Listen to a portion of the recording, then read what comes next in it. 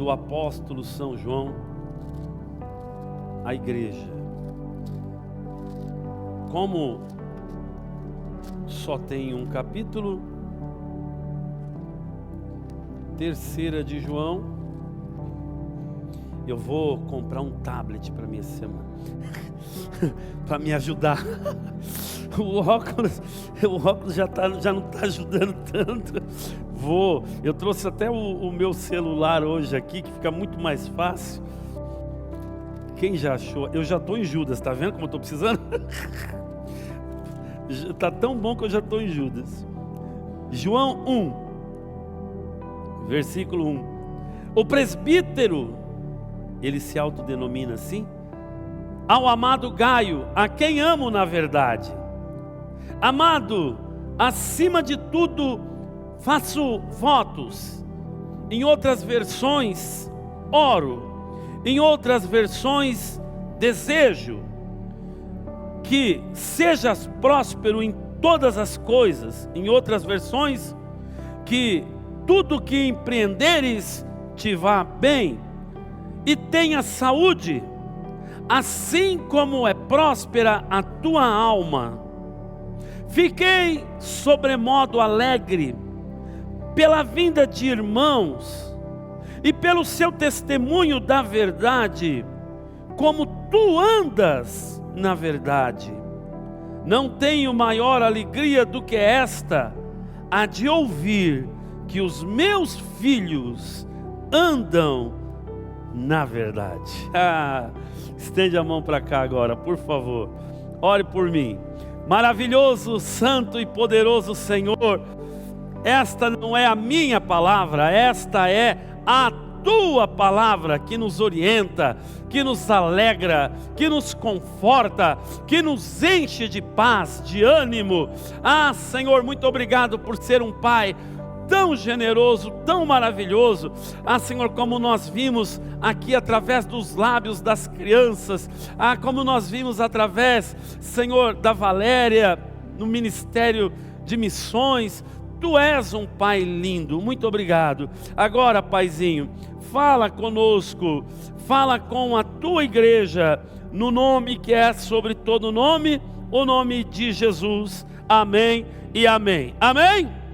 Deus é bom, pode aplaudir ao Senhor aí. Irmãos, não há maior alegria para um pai, pelo menos para mim que sou pai, para uma mãe, saber que os seus filhos, por mais trabalho que eles dão, filho dá trabalho, quem é mãe e pai aí? Nada inocente, não dá trabalho nenhum. Irmãos, eu tinha um dos meus patrões, ele veio de muitos anos atrás, ele veio a ter filhos já passado dos 50, e aí ele dizia assim: depois que tem filho, começa o sofrimento. Paulo diz que é o casamento. Eu queria vos poupar deste sofrimento. Paulo diz em 1 Coríntios, né? Mas já que vai abrasar, então casa, né? Irmãos, mas filho é sofrimento muitas vezes? É ou não? Irmãos, eu tenho uma cena gravada na minha mente. Quando eu tinha uns 3 anos de idade, eu morava no Ferreira, no Monte Quemel, que é do lado do Ferreira. Monte Quemel, Ferreira, Buraco Quente, aquela regiãozinha ali. E eu tinha, como que chama? Aqueles febrões que dava na madrugada. Eu acordava e minha mãe colocava o termômetro de mercúrio, não digital, né, Márcio, né? Quem é da farmácia lembra, né? Não quebra, porque e quebrava e quando quebrava o termômetro eu amava, né? Porque o mercúrio formava aquelas bolinhas e a gente batia nas bolinhas. Quem é dessa época? Deixa eu ver. Levanta a mão. Você não sabia? Batia no mercúrio, ele se separava, né, Marcos? Aí você juntava, ele ficava uma bolinha maior, mas me divertia. Só que aquilo era um perigo, né? Se colocasse na boca, misericórdia, a gente inocente não sabia, como Deus livra, né? E eu me lembro de uma cena, lembro como se fosse hoje. Tinha uma subida no Monte Kemmel, e eu tinha aqueles febrões de madrugada, febre alta, febre de 40, 42 graus de temperatura, e o meu pai, e eu tenho na memória, o meu pai me levando, me carregando nos braços, eu com aquela febre muito alta. Tinha um hospital ali Hospital Sancil, na Francisco Morato. Alguém lembra do Sancil? Na Francisco Morato, olha lá, o Claudemir lembra. Hospital Sancil, na Francisco Morato. E aí o que acontecia? O meu pai me carregando, eu com muita febre, e eu olhava assim, ele me carregando, e eu olhava para ele ver aquela expressão preocupada. 2, 3 horas da manhã, não existia Uber, não tinha negreiro. O negreiro que saía de Pinheiros e ia para Juquitiba, peguei muitas vezes aquele negreiro nas baladas, não tinha. E aí, irmãos, eu lembro do meu pai me carregando, e aquele ar de muito, muito preocupado, que alguma coisa pior pudesse me acontecer. E ele desesperado, tinha um ponto de táxi, que às vezes ficava táxi de madrugada. Eu me lembro que ele estava, olha, criança e tem umas coisas que grava, né? E eu me lembro que ele estava indo tentar pegar um táxi. Naquela época os motoristas de táxi, eles não deixavam, eles tiravam o banco da frente. Olha quanta coisa a gente lembra quando é pequeno. Por quê? Porque eles não queriam carregar muita gente. Então eles tiravam o banco do passageiro da frente para carregar no máximo 3 pessoas, e era caro. E quando chegamos no ponto de táxi, não tinha táxi no ponto, e aí ele teve que nos braços me levar para o hospital. E eu me lembro que o meu pai fez uma promessa naquela época para me ver curado daquele mal. Já contei isso aqui. E meu pai tinha muita fé no santo da época que ele, né, era católico. Irmãos, a Bíblia diz que Deus não divide a glória dele com ninguém. E sabe com quem que Deus, nesse texto de Isaías, ele diz que ele não divide a glória? Com ídolos e imagens. Mas o Senhor via a aflição das pessoas, curava as pessoas. Não era o santo, a pessoa, não era o Gil, não era ninguém que curava, sempre foi Deus. Quando o pastor ora, quando alguém ora por um enfermo, ele é curado, não foi a pessoa que curou, foi Deus que curou. Mas Deus fica muito triste quando ele não leva o crédito, quando o crédito é dado para quem? Para quem não teve o poder de curar, porque não tem, só ele tem. Mas ainda assim, vendo a fé do meu pai, o Senhor então me curou, e eu fui passar e fazer aquela promessa que meu pai fez através da fé dele, e que ele me viu curado. E foi uma alegria para ele, com toda certeza para minha mãe, ver que aquele problema tinha o quê? Desaparecido. E é muito bom, é uma alegria para um pai ver um filho saudável, é ou não é, irmãos?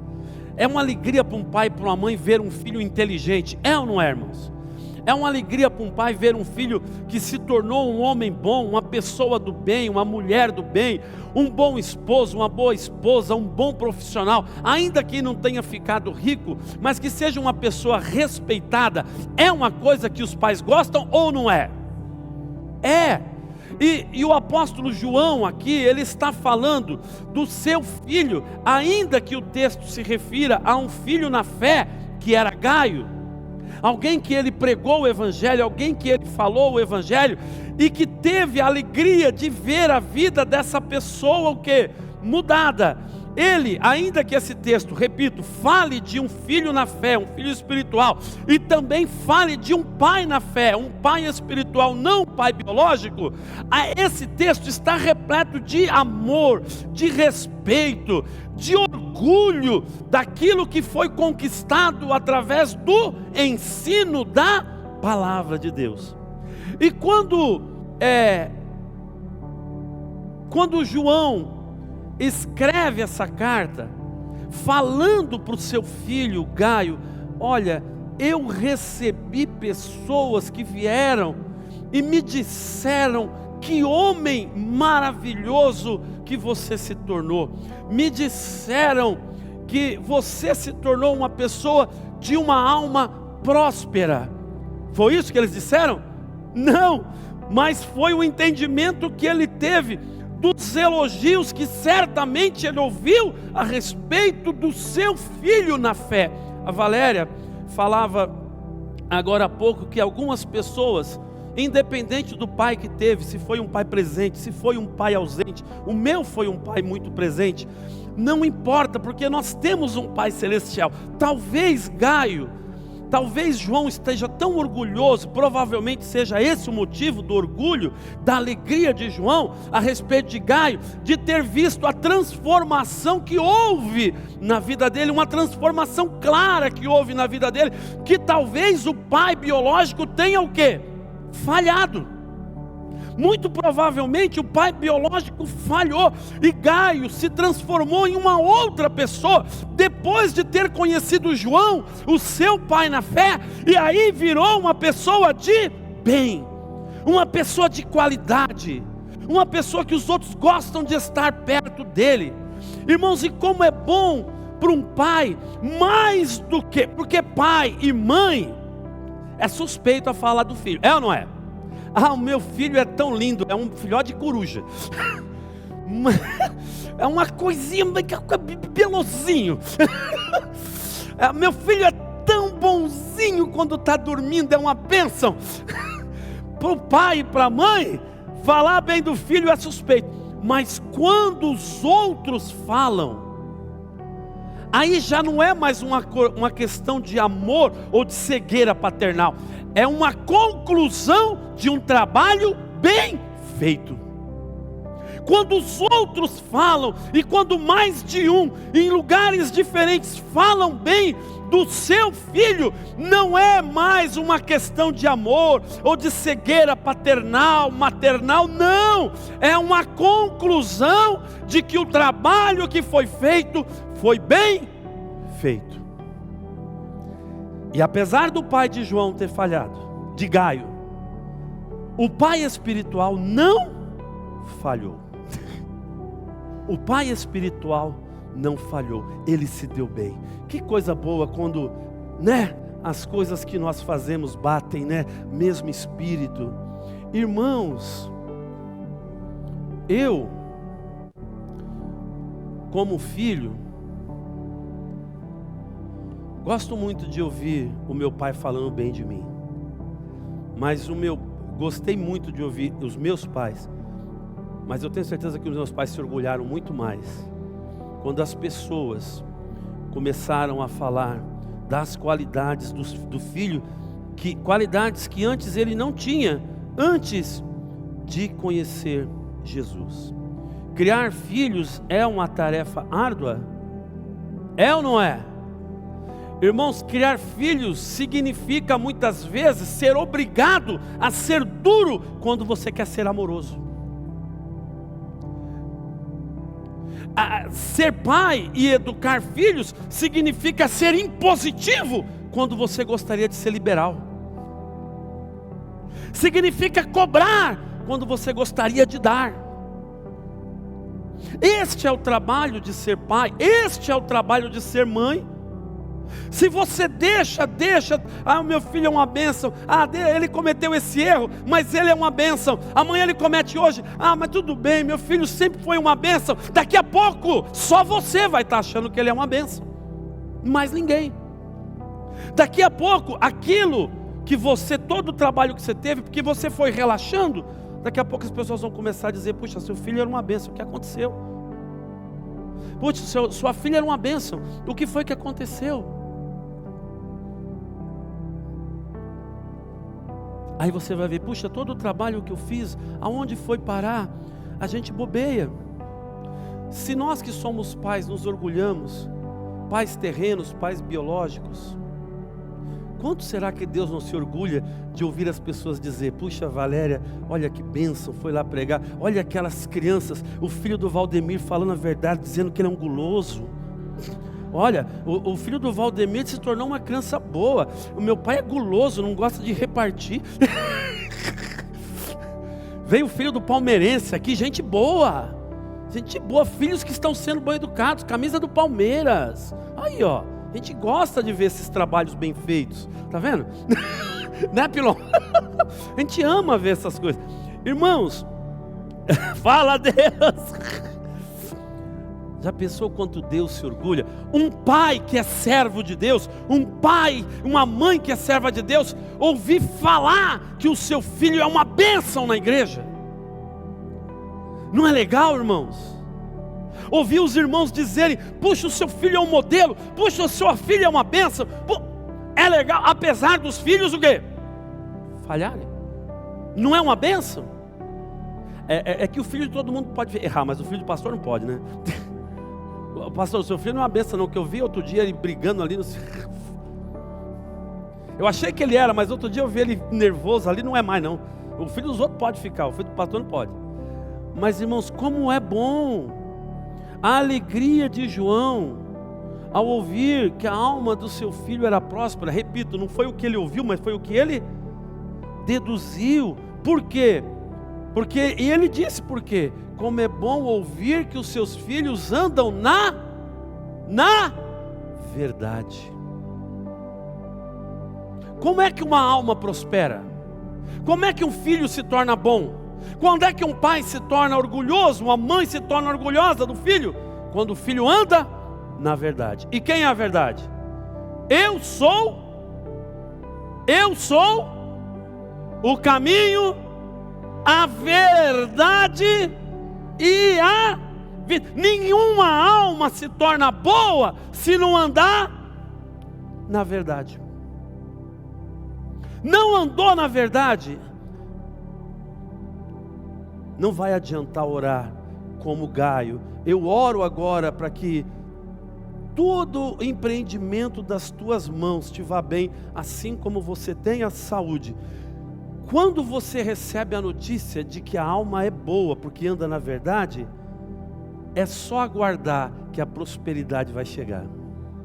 É só aguardar que a cura virá. Por quê? Porque a pessoa anda. Talvez João tenha dizer: eu sei que talvez você esteja passando por alguns problemas financeiros. Senão ele não teria dito: agora eu vou orar para que você alcance o quê?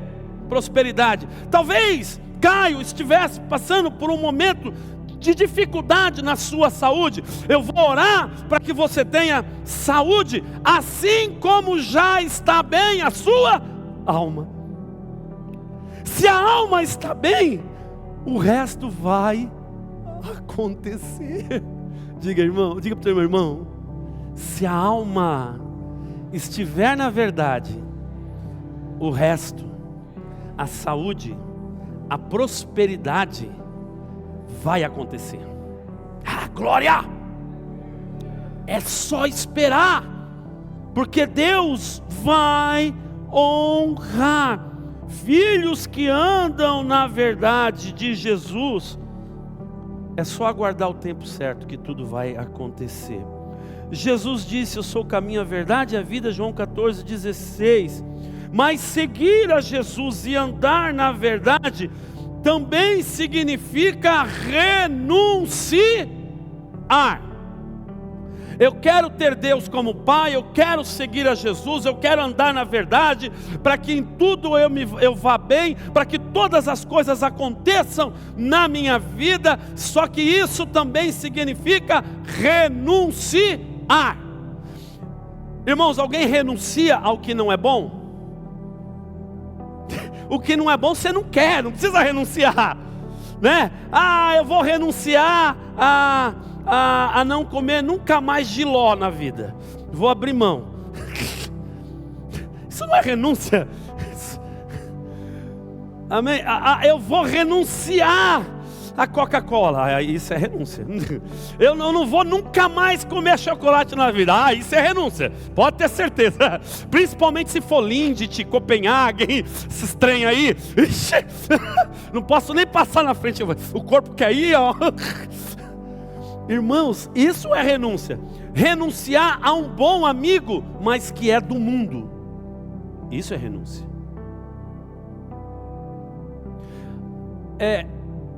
Decidir seguir a Jesus é optar por uma coisa muito melhor. É ou não é?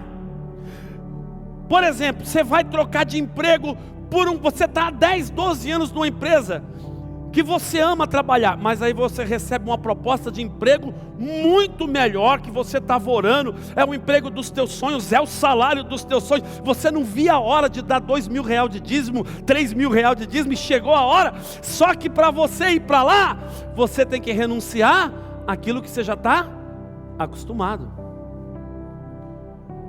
aos amigos que você tem lá, a segurança que aquele emprego já te proporciona. Às vezes é pertinho de casa, só toma uma condução, vai até a pé. Aí você vai ter que renunciar e abrir mão daquele tempo que era rápido, a você sair de casa mais tarde, agora vai ter que levantar mais cedo. Quando você tem uma coisa melhor na sua mão, não significa que você não vai ter que abrir mão de outras coisas. Escolher um é renunciar ao outro. Quando o filho do Jô Soares morreu, quem viu aquela fala do Jô Soares? O Jô Soares tinha um filho que tinha problema mental, ok? Amém? Para quem não sabia. E aí diz que o Jô Soares um dia entrou numa livraria com ele, e ele escolheu um monte de livro. E aí o filho, com aquele monte de livro, o Jô Soares disse: filho, tudo isso não, escolhe um ou dois. Para que todos esses livros? Ele, se não for para levar todos, se eu tiver que abrir mão de algum, eu não abro mão de nenhum, então não levo nada. Mas era uma pessoa que... E aí o Jô Soares falou: puxa, tem coisa que é difícil a gente renunciar, é difícil abrir mão. E aí ele estava fazendo o programa dele, e ele disse assim: o meu filho tinha uma rádio, ele tinha um problema, uma deficiência mental, e ele tinha uma rádio que ele levava para o ar todo dia. E perguntaram para ele por que ele estava trabalhando naquele dia. Ele disse: meu filho trabalhou na rádio dele todos os dias, e não vou ser eu que vou vir deixar de trabalhar hoje. Então ele renunciou o quê? Ao luto, né? Para fazer aquilo que ele sabia que tinha que fazer. Escolher Jesus, irmãos, por melhor que seja, significa abrir mão de coisas que você gosta também. Significa abrir mão de família. Significa abrir mão de amigos que você sabe que não vão te deixar ficar firme com Jesus. Significa renunciar a lugares que você gosta de ir. Seguir a Jesus, por melhor e maior que seja, também significa deixar de fazer o que você gosta de fazer. Senão, não dá para seguir a Jesus. Em Marcos 10,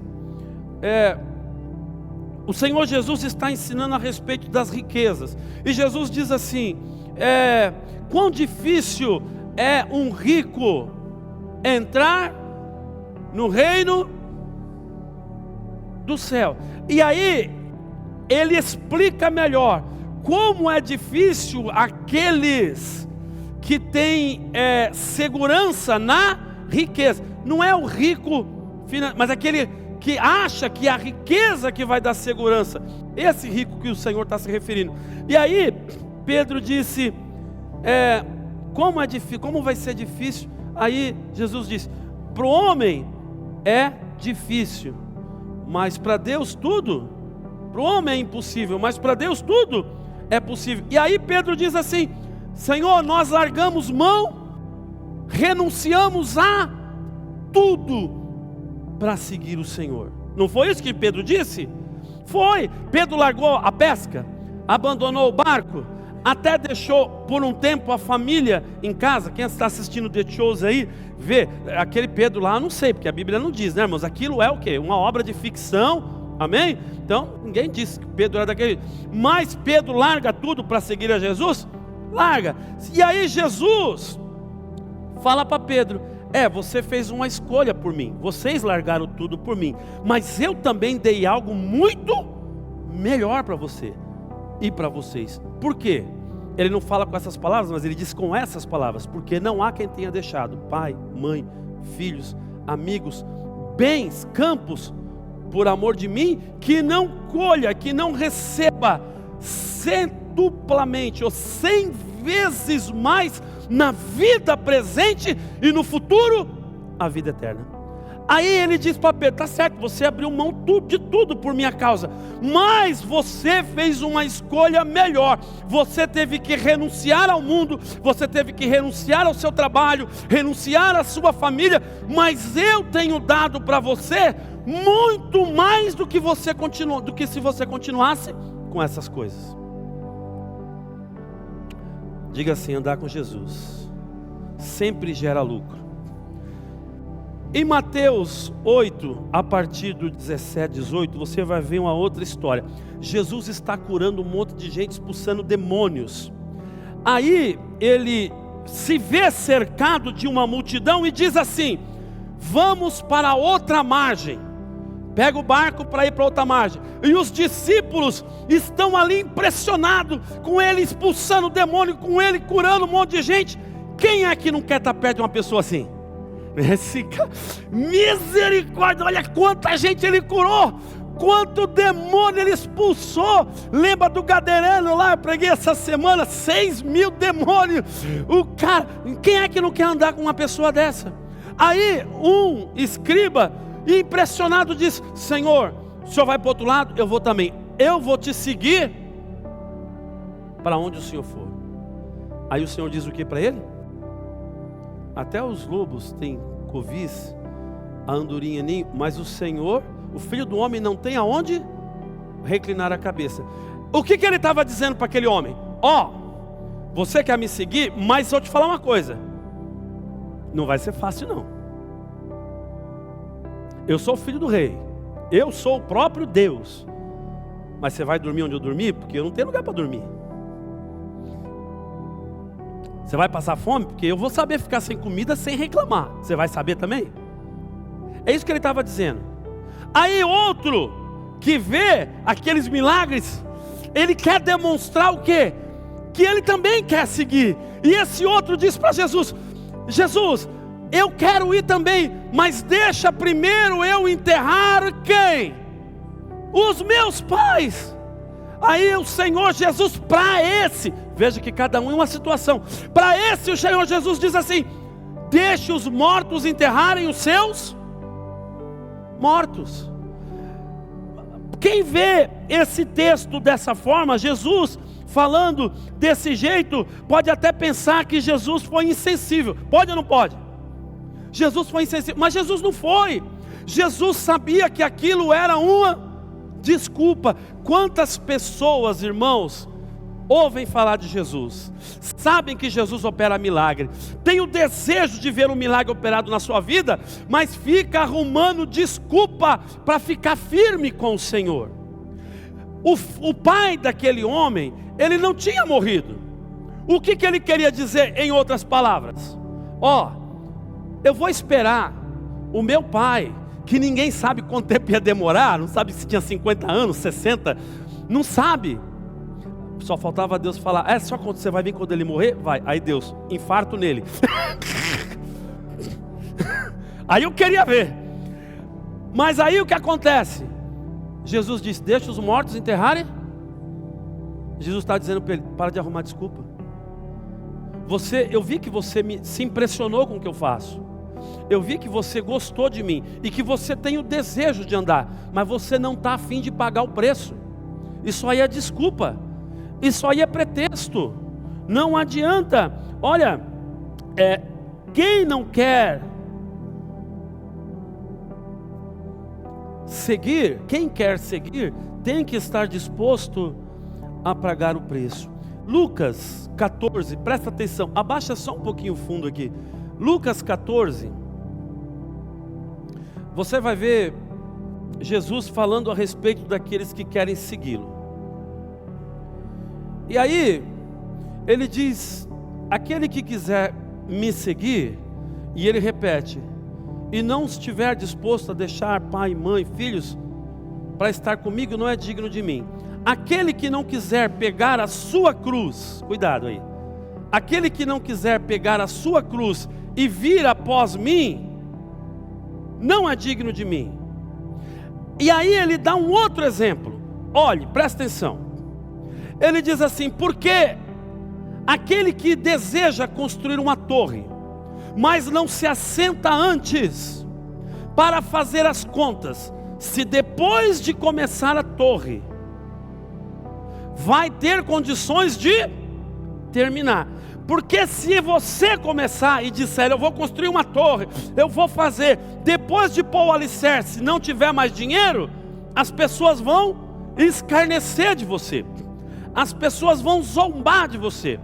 Igualmente, se um rei quiser sair à guerra com o seu exército, contra um exército maior do que o dele, e não calcular se o exército que ele tem, se a coragem dos homens que ele está carregando, se a determinação daqueles homens não for suficiente para ganhar, para conquistar o outro rei, o outro território, manda condições de paz, porque senão você vai acabar morrendo.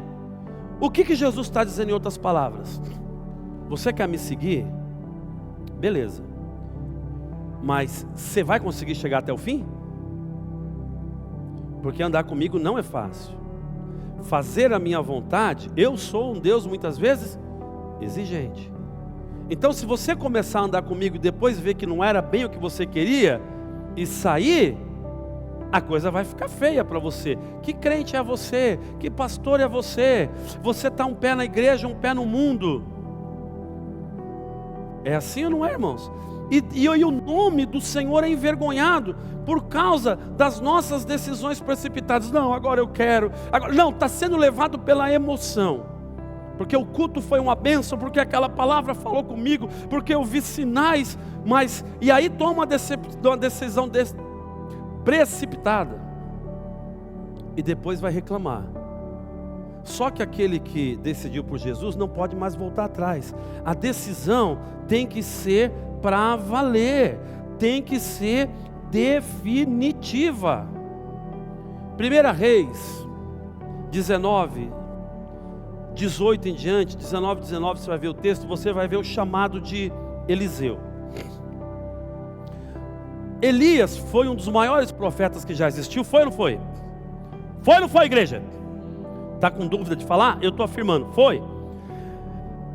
Ele destruiu os 450 profetas de Baal, fez descer fogo do céu. O cara era porreta.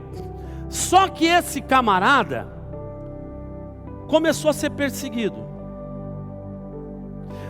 Eu preguei uma vez que eu acho que ele diminuiu o tempo do ministério dele. Era para ele fazer mais coisas, era para ele realizar mais milagres. Mas sabe o que aconteceu? Jezabel começou a perseguir ele. Ele se enfiou na caverna, começou a reclamar da vida. E aí ele disse para o Senhor, olha que loucura. Um profeta, um dos maiores que houve, disse para Deus assim, todo mundo negou o Senhor, só eu fiquei. O Senhor, só você não, camarada. Tem 7.000 aí. Às vezes quando Deus coloca muita responsabilidade e a pessoa começa a fazer muita coisa, começa a ficar muito grande, começa a se achar, irmão. Pode ser a melhor pessoa do mundo, pode ser o melhor profeta, um profeta como ele. Às vezes a pessoa começa a se achar. Por isso que você vê muitos ministérios de homens que estavam lá em cima, de repente, cai e se arrebenta. Por quê? Porque começa a se achar. E o Senhor falou, ô amigão, peraí, não é assim não. Mas já que você está com esse sentimento, vou fazer o seguinte. Você vai lá e vai ungir um rei, Jeú, rei de Israel. Aí você vai ungir, eu não lembro o nome do outro rei, um rei da Síria. Antes de você partir, eu quero que você faça isso. e você também vai ungir Eliseu profeta no seu lugar. Porque agora você começou a falar bobagem demais. Agora você começou a duvidar de mim.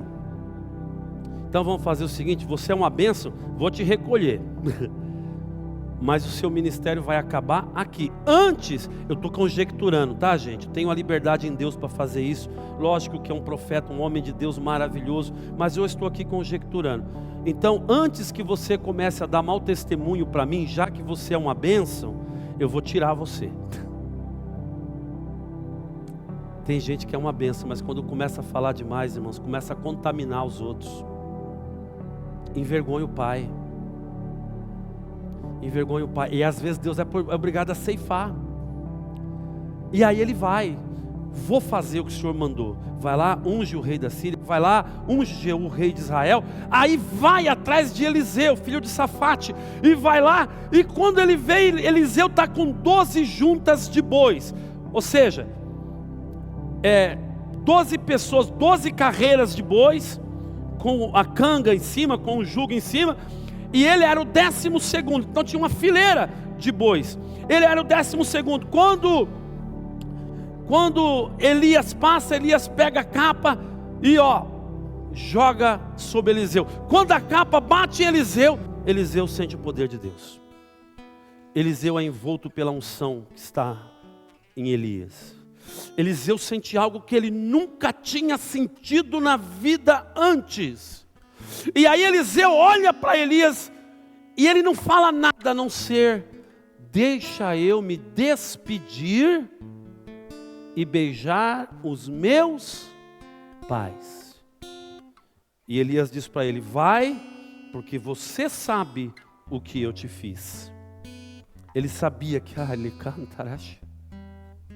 ele sabia que o poder de Deus tinha tocado ele, que o amor de Deus tinha tocado ele. Ele sabia que naquele momento ele tinha tido um chamado do qual ele não poderia voltar atrás. Ele sentiu. E quando ele sentiu aquilo, ele percebeu que não havia na vida dele nada mais importante do que obedecer o chamado. E ele vai se despedir, vai beijar os pais, numa demonstração de respeito, de amor. E sabe o que ele faz? Pega os bois e mata. Pega a canga, os aparelhos que arrastavam os bois, e faz uma fogueira, faz um churrasco com os bois, e dá para as pessoas. Quem olha deve ter pensado: Eliseu enlouqueceu. Quem olha deve ter dito: esse homem ficou maluco, jogou fora o sustento dele. Talvez os pais pudessem dizer: você se converteu agora, vai largar o seu trabalho, vai vender as suas coisas, vai ser missionário agora. Que loucura é que você está fazendo? Você tem certeza do que você está fazendo? Provavelmente Eliseu deve ter dito: pai, eu tenho certeza. Eu tenho tanta certeza que para eu não ter mais motivo para voltar, eu mato esses bois, eu acabo com essa canga, e para mim não tem mais outra vida.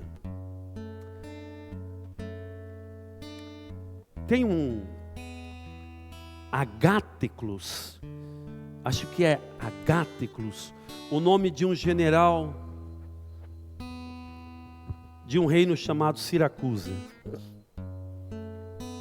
Durante muito tempo, uma fortaleza marítima chamada Cartago. Quem já ouviu falar de Cartago? Filmes de guerra você deve ter ouvido falar. E aí tinha uma fortaleza marítima chamada Cartago. E muitas guerras houveram. Muitos e muitos reis tentaram invadir essa fortaleza marítima, Cartago, sem sucesso. Aí esse rei de Siracusa, esse general, ele faz o seguinte: pega a esquadra de navios, ruma para Cartago. Quando chega em Cartago, ancora os navios, desce na baía todos os soldados. Aí ele dá uma ordem para os generais: agora bota fogo nos navios. Quem já ouviu isso? Agora bota fogo nos navios. E todo mundo enlouqueceu.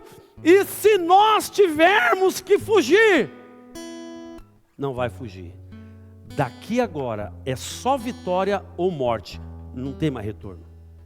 Ele fez isso para o quê? Incentivar e dizer para os seus soldados: vocês só têm uma escolha agora, vencer. Porque voltar não vai voltar mais. E botou fogo nos navios. Sabe o que aconteceu? Invadiram e venceram Cartago. Por uma questão de sobrevivência.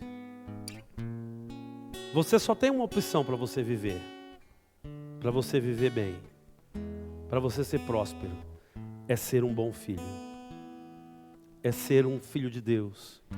Que fez a escolha da qual você nunca mais vai poder renunciar.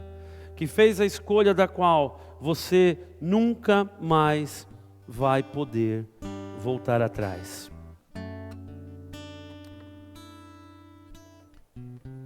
Algumas pessoas, talvez muitas, elas ouvem e vê Jesus operando milagre até na sua própria vida. E ela quer seguir Jesus e segue. Só que o que ela faz? Ela deixa os bois e as cangas arrendadas para alguém. Fazer o seguinte: não vou botar fogo nesses bois não, que vai que a minha caminhada com Jesus não dá certo. Eu tenho para onde voltar. Tem gente que vem para Jesus, mas não larga a mão de uns amiguinhos lá no mundo. De vez em quando está mandando mensagem. De vez em quando está dando uma visitinha. Vamos lá. E aquela pessoa conta umas bobagens. Que legal. No domingo vem para a igreja. Mas é um plano B, né? Vai que o Senhor demora para atender o pedido da porta de emprego. Aí aquele amigo do mundo me abre uma porta. Aí vai ser legal. Quando eu me converti, eu botei fogo nos navios. Eu matei os bois, fiz uma fogueira da cangaia e abri mão de todos os amigos que eu tinha. Abri mão, literalmente. Muitos parentes, nós deixamos de visitar, nós deixamos de estar juntos, porque eu tinha tomado uma decisão. E essa decisão era muito melhor, mas muito melhor. Só que eu tinha que renunciar. Renunciar a coisas que eu gostava, pessoas que eu amava, lugares que eu gostava de ir, bebidas que eu gostava de beber, cigarrinho, tudo.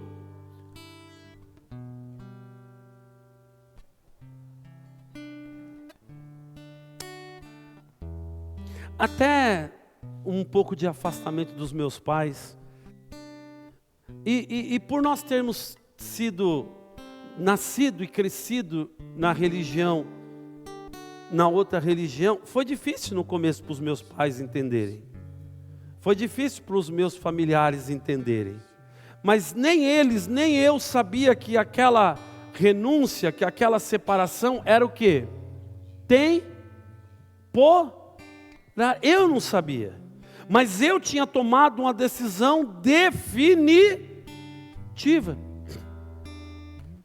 Então não tinha mais jeito, não tinha como voltar atrás. E foi difícil para muitos amigos, foi difícil para muitos parentes. Foi difícil para mim, para os meus filhos, para minha mulher, foi difícil. Mas quando você opta por algo melhor, e Jesus é muito melhor, a decisão é fácil, por mais que doa.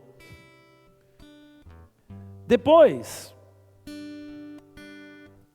de um tempo, de eu ter visto claramente que o mundo não significava e não tinha mais nada para me oferecer, e depois de já estar vivendo uma vida muito melhor,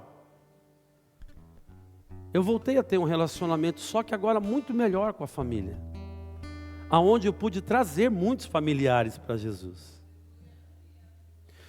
Quando Jesus me chamou, eu não disse para ele assim: Está pronto aí, Davi? Quando Jesus me chamou, eu não disse para Jesus assim: deixa primeiro eu enterrar o meu pai. Se eu tivesse feito isso, 28 anos já teriam se passado. E não aconteceu antes de eu batizar meu pai. Meu pai não está mais comigo. O afastamento foi necessário. Mas o meu pai não partiu e eu não o enterrei antes que essa cena acontecesse. Hoje, primeiro dia dos pais, que eu não estou com ele. E não estarei. De pensar nisso ontem, muito difícil. De estar aqui hoje, mais difícil. Mas aquilo ali que você viu é a garantia de que não é um adeus, é um até logo. Porque eu não enterrei meu pai antes de fazê-lo um filho de Deus. O meu pai foi o melhor exemplo de homem que eu tive na vida, nessa vida. E, incrivelmente, ele se tornou meu filho na fé. Meu pai se tornou o meu filho na fé. E se eu já tinha orgulho e já o amava antes por tudo que ele era e representava, muito mais ainda, depois de um tempo, eu falava qualquer assunto da Bíblia para ele, e apesar dele ter um problema muito sério de visão, ele conhecia a Bíblia de capa a capa. Não havia texto bíblico que eu não pudesse conversar com ele, e ele, sabedor profundo do que estava falando.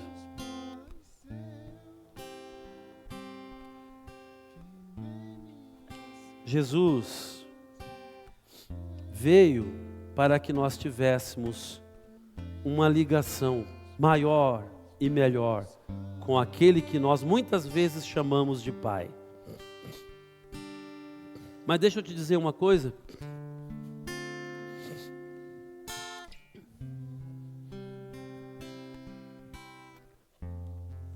Evangelho de João, capítulo 1, versículo 12, diz assim: todos quanto o conheceram, aqueles que creram no seu nome, deu-lhes o poder de serem feitos filhos de Deus. Ninguém é filho de Deus senão através de Jesus. Tem um monte de pessoas, criaturas de Deus, andando por aí e invocando Deus como Pai. E muitas vezes não vendo o agir desse Deus Pai na vida deles. Sofrendo depressão, tristeza, pobreza, miséria.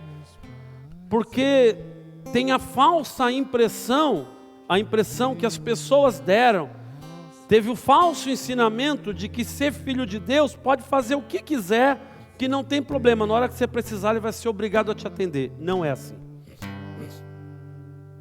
Para ser filho do Pai, só através do Filho Jesus. E hoje eu falo para você que ainda não entendeu que não existe meio termo. Ou você é filho de Deus, ou você é filho do mundo. Porque a Bíblia diz que aquele que quiser ser amigo do mundo, torna-se automaticamente inimigo de Deus. Não sou eu que estou dizendo. Se você quer ser amigo do mundo, se você não quer afundar os seus navios, se você não quer botar fogo na cangalha, se você não quiser matar os bois, você está dando um recado para Deus: qualquer hora eu te abandono. A hora que o Senhor não fizer o que eu quero, eu te deixo. É esse o recado que nós estamos mandando para Deus. Quando nós não conseguimos abrir mão das pessoas, quando nós não conseguimos abrir mão das amizades, quando nós não conseguimos abrir mão do mundo, do trabalho, ou do que quer que seja, para provar que nós realmente amamos a Deus, o que nós estamos dizendo para Deus é: se o Senhor não fizer o que eu quero, qualquer hora eu te deixo. E Deus não se deixa escarnecer. Ele é Pai. Ele ama, mas não se engane. Ele não vai te ajudar enquanto você não tomar uma decisão. Ou é, ou não é. Ou é filho, ou é bastardo. Não tem. Faz tempo que você está andando com Jesus e não tinha entendido isso até agora. Entenda agora. Abra a mão do mundo. Abra a mão do que não agrada a Deus. Fale para o Senhor: Senhor, o que o Senhor quer que eu faça, eu vou fazer. Abra a mão. Deixei minhas carroças ir.